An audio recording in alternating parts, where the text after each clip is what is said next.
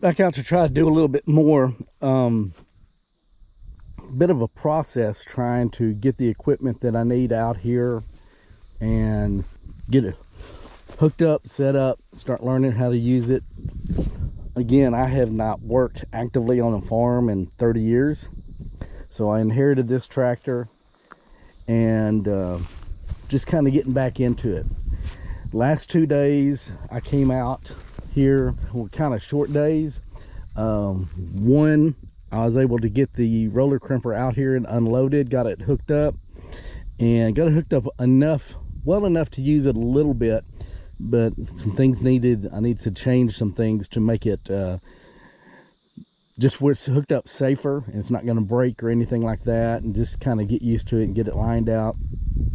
Didn't have a grease gun out here, so I've picked up a grease gun. I try to do a grease gun for every piece of equipment. There's not a toolbox on this tractor yet, so I'm having to haul it with me. I need to try to find a place to mount a good grease gun, or eventually have, when I get the shipping containers put where they need to be permanently and stuff, that'll just kind of be my mini shop, and that's where I'll keep the supplies. So I came out, I've already checked the fluids and stuff. I've greased all the joints, even though I'm not really using the front loader that much. I don't know when the last time it's been greased, so I greased those.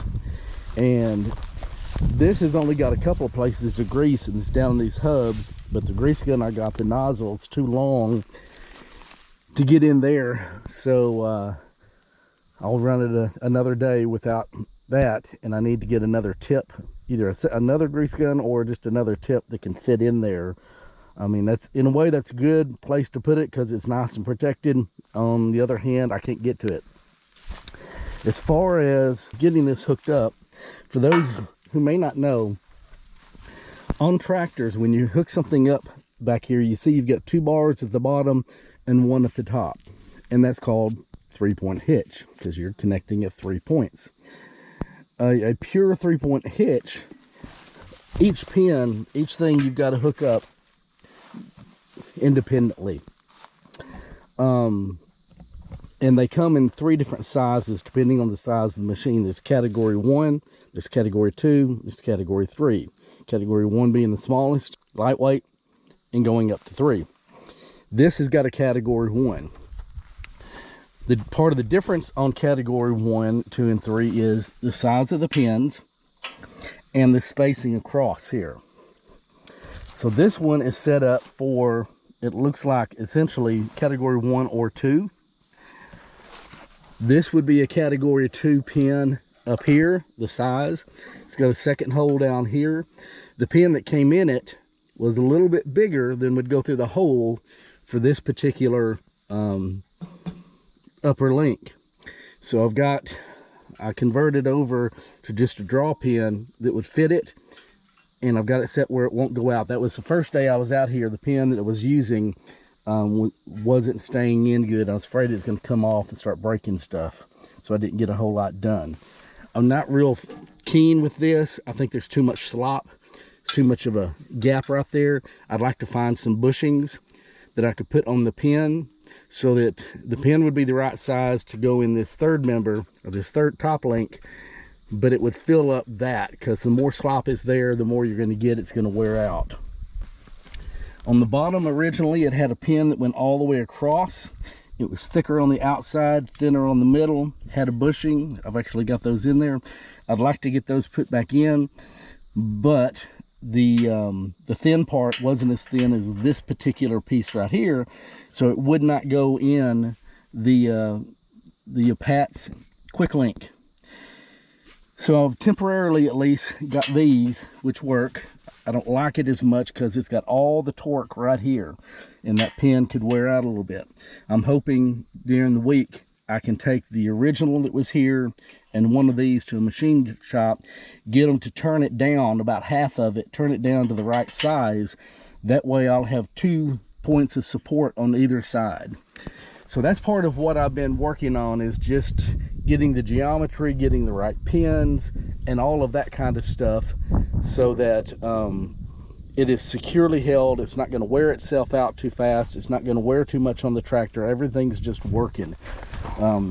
You get the spread of these arms, and then On this particular tractor, you've got some metal pins here on each side that help keep it from swaying too much left and right. When we get to where I'm running it, I'm going to show you a little bit about, I'm also working on the weight. I've got to make sure that this tractor can handle the weight of this. You really want it to weigh as much as possible without being too much. It's kind of a, you know, Goldilocks and the Three Bears kind of thing. If it weighs too much, or, you know, sticking too far out, got too much leverage, then you're going to be popping wheelies. First of all, does the tractor have enough power to actually lift it? And if it does, is it going to be popping wheelies? If it starts popping wheelies, then I need to get some weight on the front so that I've got good control and good safety. You want it to weigh as much as possible, and we'll see this when we get over there, because these, and you notice they're not sharp. They're sharp kind of on the edge, but right where it hits the ground, it's flat. You want it to crimp. You want it to roll over whatever you're rolling down, have it press against the soil enough to squeeze it and crimp it, because the living plants, the water and nutrients and everything, xylem and phloem, go up and down, and if you can crimp that the right amount, you interrupt that and it will die. I mean, if it's just grass, it's just going to mow, it's just going to come back. You mow grass, it grows back. You graze grass, it comes back. You know, bladed grass like this, you're really not going to be able to crimp. Some things you can, some things you can't. If you have too much weight, it's going to cut it. Well, rye, a lot of the different things used for cover crops, if you cut it, it's going to be like mowing, it's going to grow back. You don't want it to grow back. You don't want to cut it. You want to crimp it and interrupt that flow and make it die. So if it weighs too much, it'll cut it. If it doesn't weigh enough, it won't crimp it. So you're trying to find that happy medium for whatever you're growing. Now, right now, I have not planted any specific cover crops, so what I'm rolling down is just what's here. And I'll kind of give you an example over in this area. Some of the same stuff, I'm just working in a different area.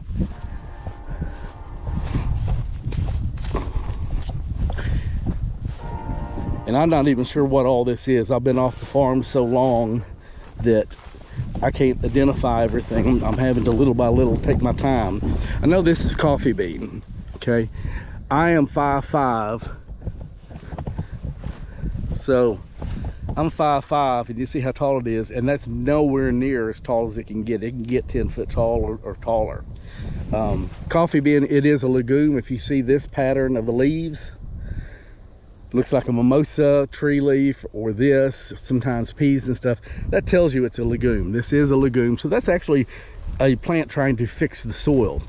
But it's a little more on the woody side, so this can be, got a train going on, so this can be just rolled over, and if it's done correctly, that may or may not terminate it. I'm not sure, but with this roller crimper, you're getting one of those blades every so often, pressing on it and crimping it, so long as the ground underneath it is firm enough and smooth enough. You're basically doing a hammer and anvil.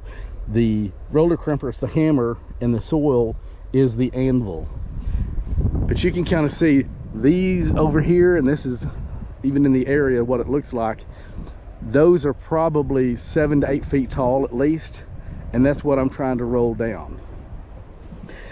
Now, I've got 3 properties I'm kind of working on. One of them is my parents' property. I'm just maintaining it. It's their house and stuff. It's in one county. My 6.5 acres that I've got on the ridge is in another county. I'm still working on that as I can.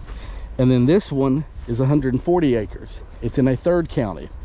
From this farm to my parents' house is about 30 miles one way. So I am trying to work on 3 properties at the same time, and was really having to try to move everything, because if I needed anything out here, I had to bring it in the truck. If it was bigger than I could put in the truck, I had to hook up a trailer and bring it on the trailer. Over the last couple of weeks, I have finally been putting it off. I finally got this tractor out here, and started getting implements. So I've got the roller crimper, I've got a heavy box blade, I've got a single shank ripper, I've got the forks for the front, I've got the bucket for the front, and I have a brush mower, a fairly decent brush mower coming as well, because I know this is not going to kill everything. I'm going to have to do a lot of mowing, so I'm just waiting on it to come in.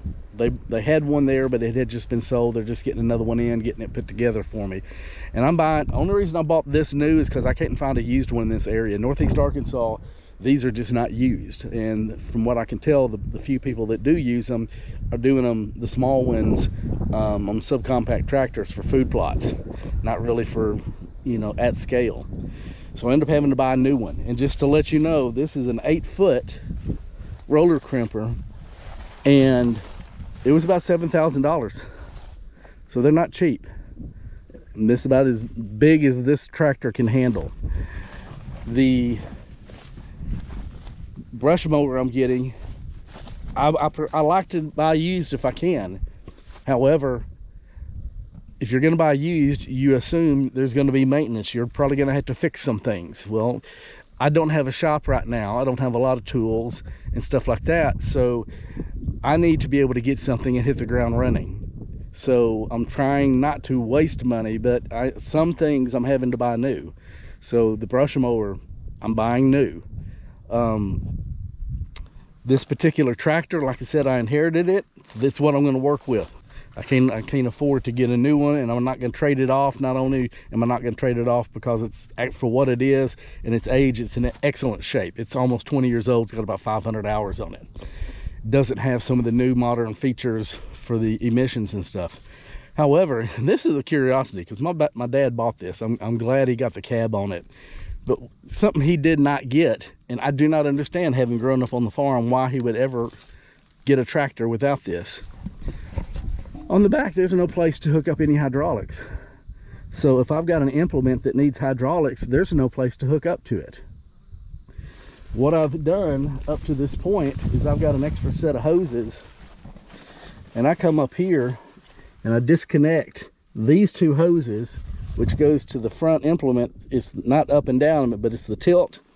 I disconnect that, I plug in there, and then I use the control that would normally be for the tilt of the bucket for whatever's on the back, but I only have one set. I'm looking into getting a box that will go here with electric solenoids so that I could be in the cab, flip a switch, and it would flip. I'd have the same control, but without having to unhook hoses and stuff, I could flip from the tilt to whatever's on the back. So that's some modification that I'm looking forward to making.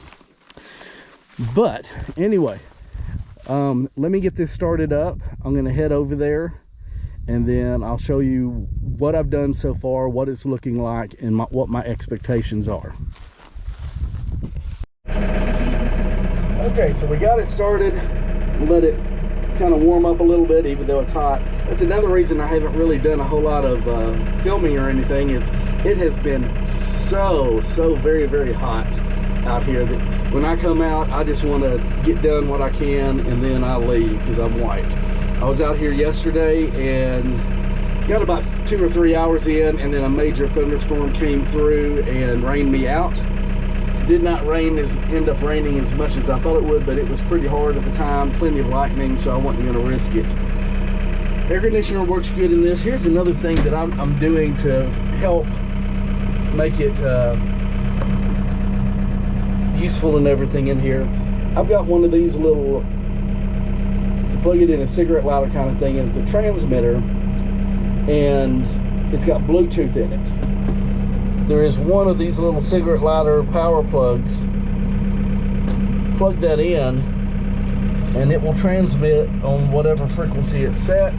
I set the radio to that, and then that way I can have my phone and listen to audio books on tape, whatever, and listen to that rather than just the inane, broadcast radio. Plus it's got USB, so I can keep the phone charged as well at the same time.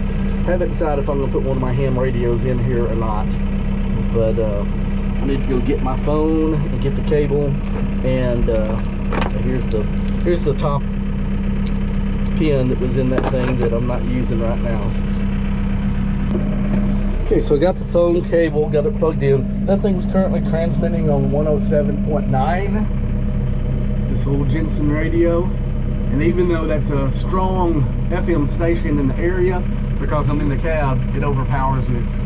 But I am listening to Eric Hoffer's The True Believer right now. I just want something. I want to listen to something that edifies my mind, that teaches me something, not just inane background music. So we'll set that down here, turn the radio up. I'm going to lift up, lift that up, I'm going to throttle up.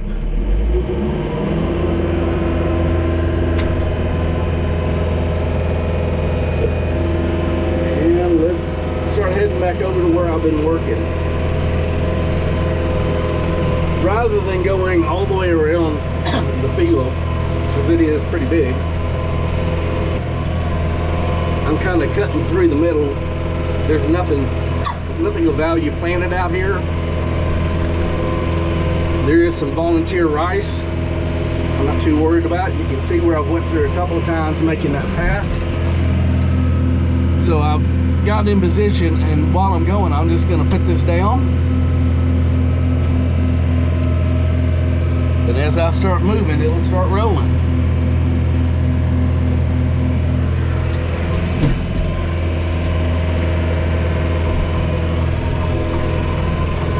I'm just heading to the far corner.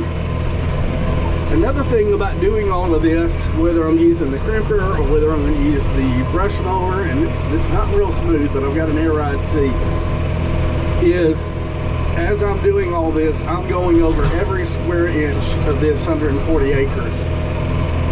And it's been 30 years since I've driven tractor. I've been over this field so many times. There's no telling how many hours I have spent going round and round and up and down on this field.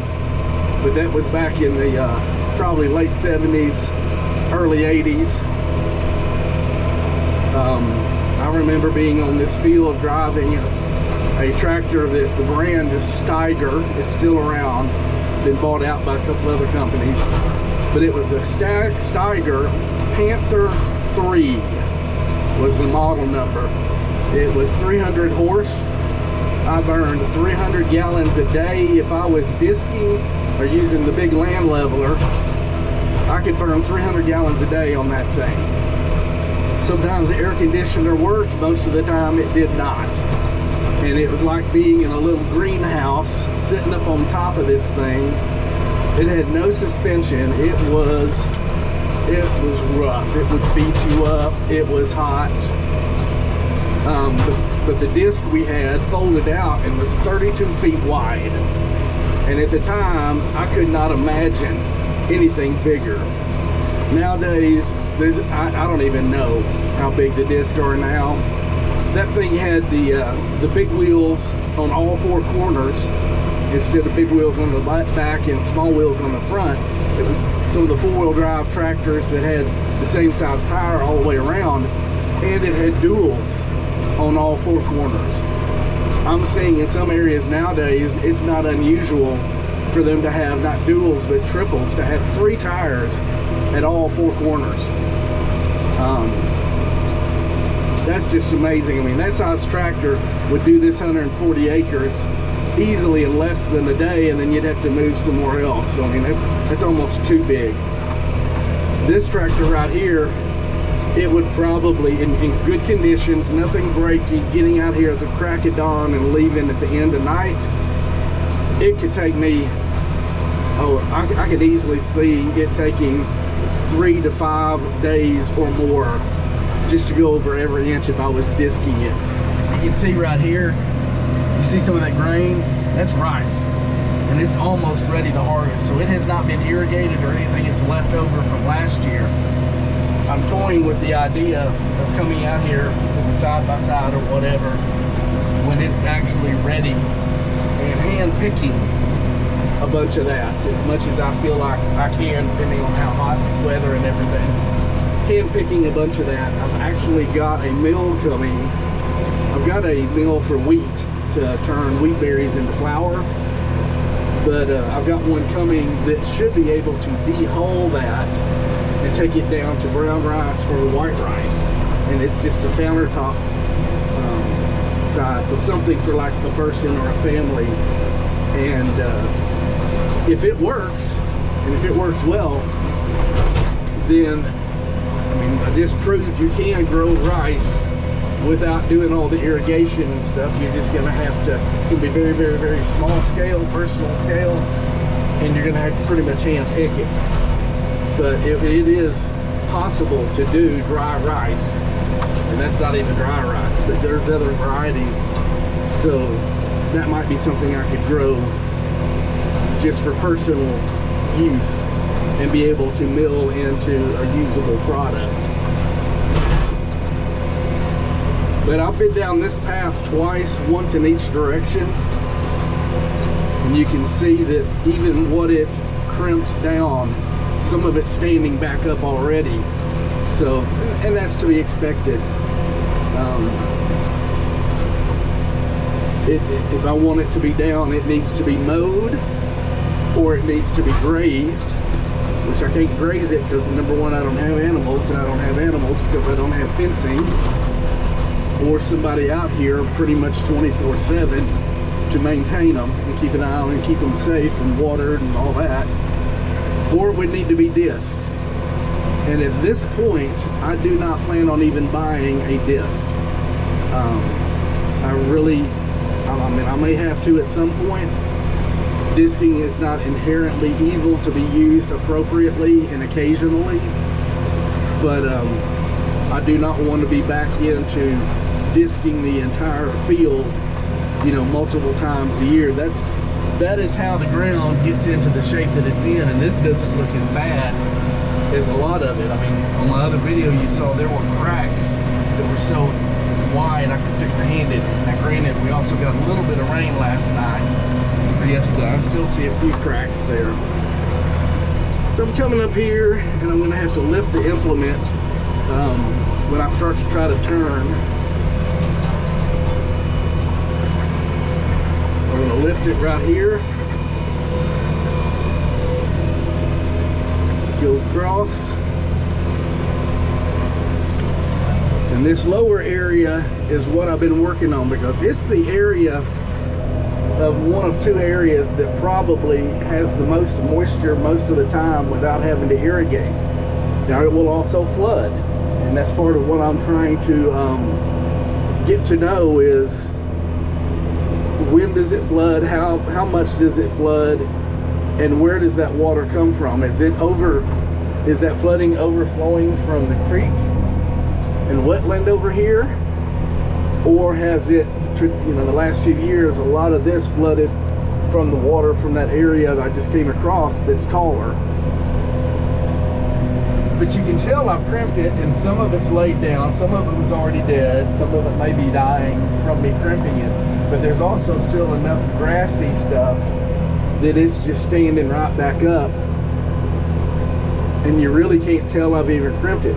I've been around this side and you almost can't tell it. So I'm going to try to finish crimping what I have it, and then I may go over all of it again a second time. But this stuff right here, I mean, you can tell some of it's laying down, so it's been crimped, but within a day or two it's starting to stand up again, especially once it got rain.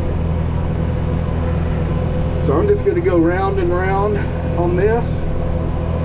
If I finish this, then I'll go up to the top and start doing one of the other areas. This is just trying to get control a little bit and just relearning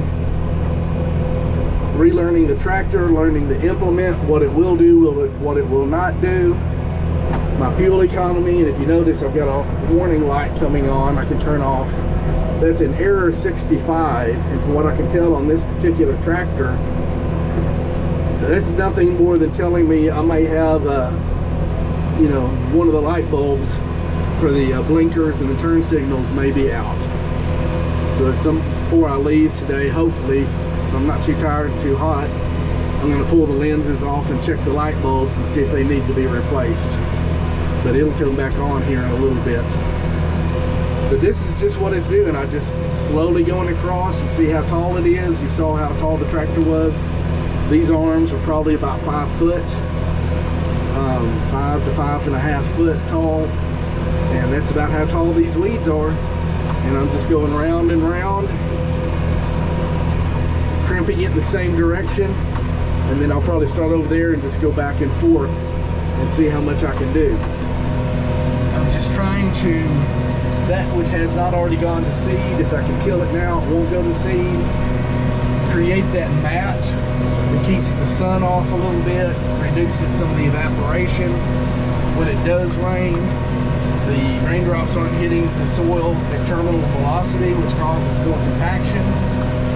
So the goal of all of this is soil health. I don't know when I'm going to be able to actually plant anything here or what I'm going to plant, but I think that this field being the most protected on the south end from a chemical drift, most visible from the field, from the road, the highway going there, having the most moisture, so the most likelihood of being able to grow something without having to try to irrigate it, is probably my best bet for anything that would be like a market garden or anything like that. I mean, this area could probably be, could have chickens. It could put we could put some cattle here. So this will probably be the first area of interest and effort in actually trying to grow anything. But that's going to be, I might be able to do a little something next year, but it may still be 2 years out before I can do anything. I've still got to get water, and from where I am right now, the well is about a mile away, back behind me. So I'm still waiting on the well guy, the well driller, to get out here, evaluate it, convert it over to electric.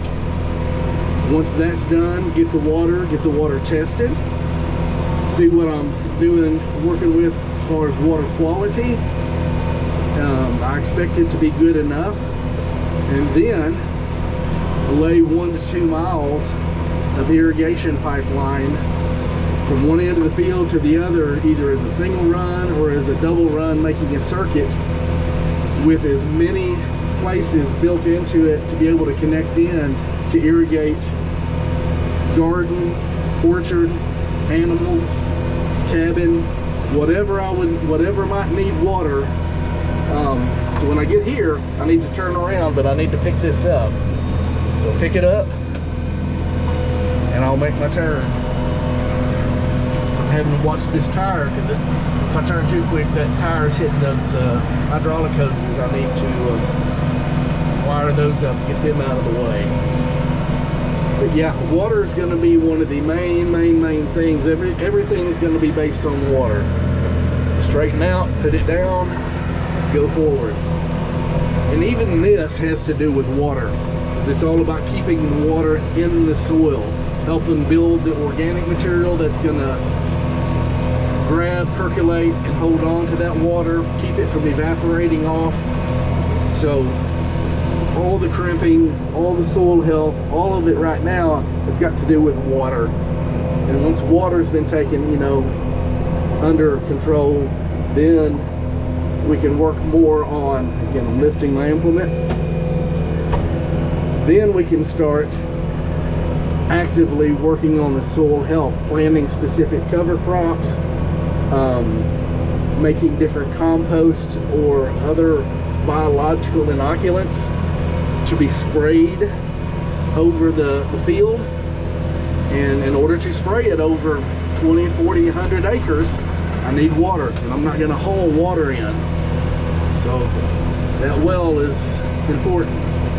So I'm doing what I can, getting the equipment here, getting it set up, learning how to use it, how it's working. I do what I can while I'm waiting on somebody else, another professional, to come in and do their part. And that's just on this field. And I'm still trying to put feelers out and get to know people in the hopes that I can find somebody in that next generation, or that family in that next generation, that wants to do this kind of farming you know, for the rest of their life and pass it on to become a partner, not an employee, but a partner. And maybe that person could be here on the land, and then I wouldn't have to be here every day trying to do everything.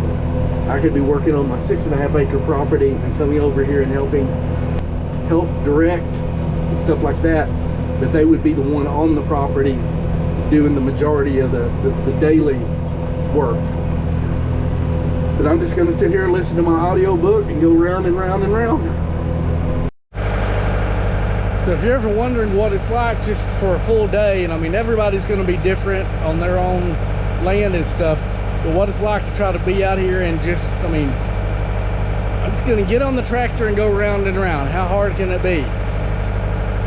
Well, after 2 or 3 hours, it started getting warmer and warmer inside that cab, and it's got a good air conditioner. Well, in the engine, you've got a radiator for the engine. You've got another smaller radiator looking thing, which is for the oil cooler and the fluid used for the hydraulics. And in front of that is the radiator for the air conditioner. So it gets the cleanest, coolest air. With all these weeds, there's a lot of the seeds and pollen stuff that's real fine, and it clogs that up. So I've got to wipe that off, and I probably need either a brush or, better yet, some source of compressed air that I can blow from the backside and blow it out, rather than just wiping it off and possibly packing it in more. So hopefully that'll be good for the next couple hours. But that's something every once in a while I gotta, you know, every 2 or 3 hours, at least while I'm doing this stuff, I'm gonna have to stop, turn off the engine, pop the hood, and clean that out. While I was doing that, I decided to fuel up. Now I've got these tanks in the truck. The large one up front is for diesel, small one's for gas. Because I got tired of having to keep up with and fill little, you know, jugs, and we fill the gas, the diesel in this right here. The pump makes it a whole lot easier. And then I've just got the cable and it hooks to the battery on the truck, or any 12-volt battery. Well, I started trying to pump and I wasn't getting anything. I know there's diesel in there. I finally had to just put my finger over the end of it to see is there any pressure at all, and it's actually sucking a vacuum from the nozzle as if it was trying to suck the diesel out of the tank instead of put it in. So I got to looking. This is where the diesel comes out, or supposed to. Then we've got another little plug, so you can probably use either one of them depending on how you needed to set up your pump. That has got a 1/2-inch socket. Well, I don't have one in the truck. I keep tools in the truck, but I don't have that. But luckily, I've been building my tool selection out here, and I brought out a big thing of kind of wrenches and tools and all that. There was a 1/2-inch. Pop that open, a little bit of a vacuum, started the pump, a little bit of the fuel started coming up, started frying. So seal it back down. I probably need to reseal it again at some point, and now it's working. I still need to change the filter at some point. I do that fairly often. But, you know, again, I'm 30 miles from the house where most of my tools are. 30 to 36 miles. You got to make things work, and you never know. I mean, nothing's going to be easy. It's never just going to be come out here for 6 hours, go round and round and round, and something breaks, it's somebody else's responsibility and problem. It's on you. If I get stuck, I got to figure out a way to get out, or I got to find, you know, suck up a little bit of humility and ask for some help or something like that. When I was growing up in this field, the house I grew up in, probably about 4 miles as a crow, you know, 3 or 4 miles as a crow flies. It'd be easy to get a hold of somebody. But out here right now, I'm by myself. So this is what it's like. You never know. I could have a flat at any time. I could have a hose blow. You just you do what you can as much as you can, and when something breaks, it's up to you.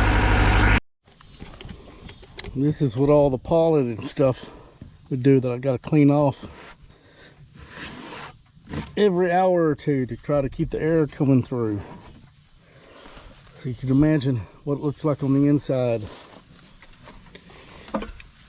So basically just kind of went over several different places on the property, different types of heights and stages of growth with the that roller crimper, and we're just going to give it a few days to a week and see where it is more effective and where it is less effective. And hopefully within the next week or so, I'll have that brush mower as well.